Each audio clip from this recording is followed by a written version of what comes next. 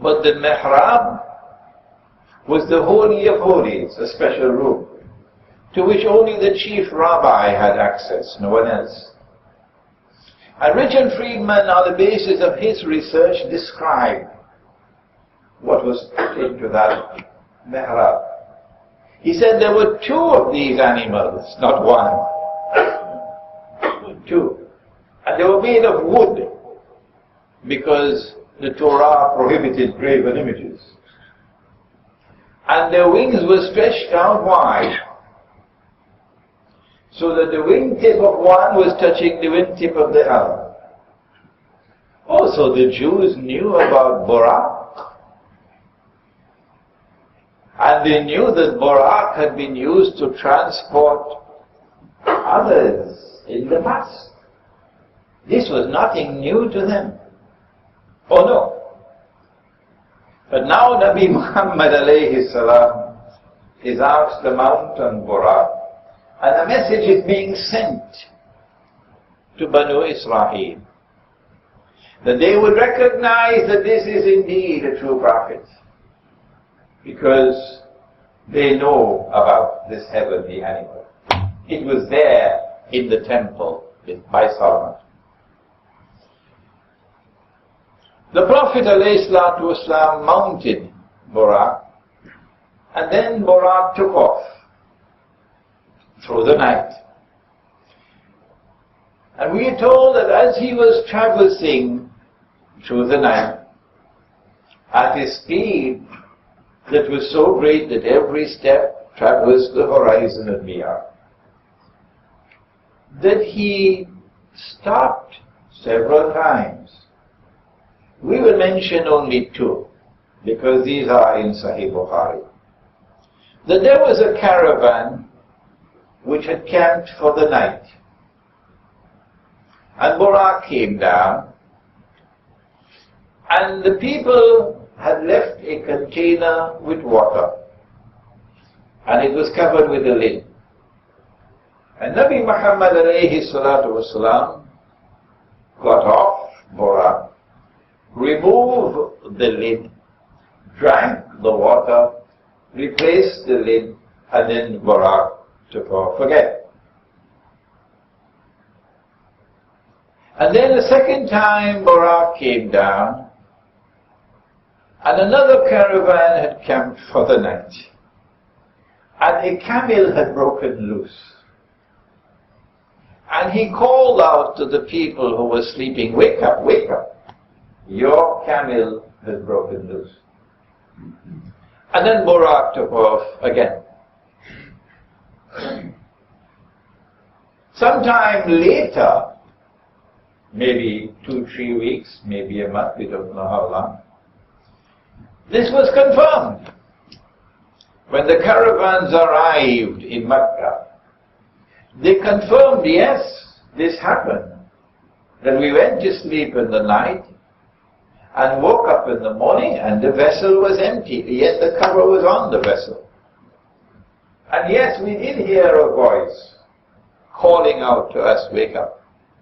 And yes, a camel had indeed broken loose, and we searched and found the camel, confirming that this is an event which actually took place. Borak then arrived in Jerusalem, and Nabi Muhammad alayhi salatu wasalam is greeted in the masjid, Masjid al-Aqsa, by all the prophets of Allah. But the historical evidence is that at this time there was no masjid there. The historical evidence is that the Byzantine Christians who had taken over the city had destroyed everything, and they had consigned it to be a garbage bin, a garbage heap. And when the city was conquered sometime later, Umar radiallahu ta'ala anhu himself participated in the effort of clearing away all the garbage, and then gave instruction that you must wait for 3 rainfalls so that the place can be washed clean before we again make it a place of worship. And so clearly, if he reaches Jerusalem and he is in the masjid, and in the masjid he is welcomed by all the prophets of Allah, there is more to this than our dimension of space and time. There is more to this than our dimension of space and time. After he has led the salat with all the prophets of Allah present, then he ascends on a heavenly ladder into the, not the heavens, no, into the samawat. Samawat is the plural of sama. And in Surah Al-Baqarah, Allah subhanahu wa ta'ala introduces us to the term. هُوَ الَّذِي خَلَقَ لَكُم مَّا فِي الْأَرْضِ جَمِيعًا. He it is who has created for you all that is on the earth. ثُمَّ اسْتَوَى إِلَى السَّمَاءِ فَسَوَّاهُنَّ سَبْعَ سَمَوَاتٍ. We don't have Einstein with us here tonight. He then directed his attention to the sky. I don't know what other word to use, to the sky. And he fashioned it into 7 skies. I don't know what better word to use. Actually, it will be 7 worlds of space and time.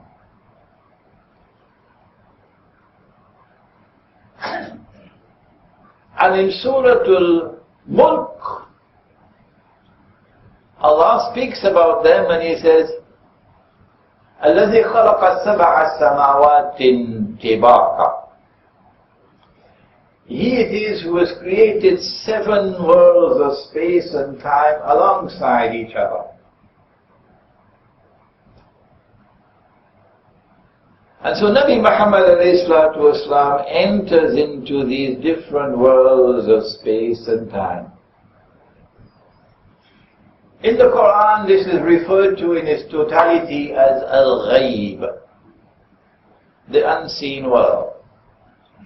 One of the amazing characteristics of the age in which we now live, an age that Ambassador Adlan Rose has experienced very well as an ambassador, is that consciousness of al-ghayb and belief in al-ghayb as a matter of conviction is drifting away from mankind.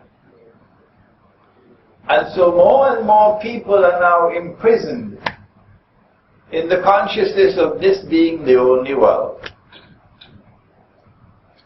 and this being the only life. And so no longer do people have any consciousness of the consequences of conduct in this world for the life which is to come. When we believe that this is the only world, that there is no reality beyond material reality, as most of those who graduate from universities today now feel, then that spells the end of the religious way of life. What remains is only an empty shell, and the heart of religion has disappeared. And so these 7 worlds of space and time are now going to be experienced by a human being. In English there is an expression, I don't know whether you have it in Bahasa, seeing is believing. What you have in Bahasa? Masala? Seeing is believing. Huh? And so, a human being like us, إِنَّمَا أَنَا بَشَرٌ مِثْلُكُمْ. You are a human being, and I am also a human being. إِنَّمَا أَنَا بَشَرٌ مِثْلُكُمْ. You are human beings, and I am a human being. That doesn't mean you're the same as me. No.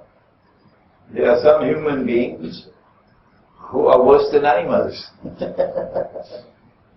And there are other human beings who have hearts, who can feel oppression. So, إِنَّمَا أَنَا بَشَرٌ مِثْلُكُمْ means you're human beings and I'm a human being. And so a human being is taken to have a direct experience of the unseen world, which is the foundation of the religious way of life. And this is not an ordinary human being. For 40 years he lived amongst them. For 40 years they had a chance to observe him from the time he was a child. And all of Makkah agreed upon one thing, that this is a truthful man. And so they gave him the title Al-Amin, the truthful one, the trustworthy one. There are other people who, if they say the sun is shining, you have to go outside and look in the sky to see whether the sun is actually shining. They are the same ones who said they killed Osama bin Laden and threw his body in the sea, and then a big fish swallowed him. So this is someone who does not tell lies. Nabi Muhammad alayhi salatu wasalam warned us 1400 years ago about CNN and Al Jazeera and so on. He said, in the last age there will be great liars, so beware. In the last age there will be great liars, so beware. And so Allah takes His servant, who has already established his credentials as a truthful person, takes him to a direct experience of that unseen world, and then to return and to say, this is what I saw with my own eyes. And since seeing is believing, and we believe that he is a truthful person, we believe in what he has said. As he traverses the Samawat, he is greeted by prophets of Allah. But they're dead. They're dead. Oh, we're being taught a lesson now. Don't say that because someone is dead, that is the end of him. Because Ibrahim alayhi salam is dead, but Ibrahim alayhi salam is there in the Samawat. And when he greets Muhammad alayhi salatu wasalam, he does not greet him the way the other prophets greet him. They say, welcome, my brother. But he says, welcome, my son. A dead man, but he's alive in another world. And so we send a message to those who today control power in the world, that this is not the last chapter of the book. There are other chapters to come. In a court where you cannot bribe a judge,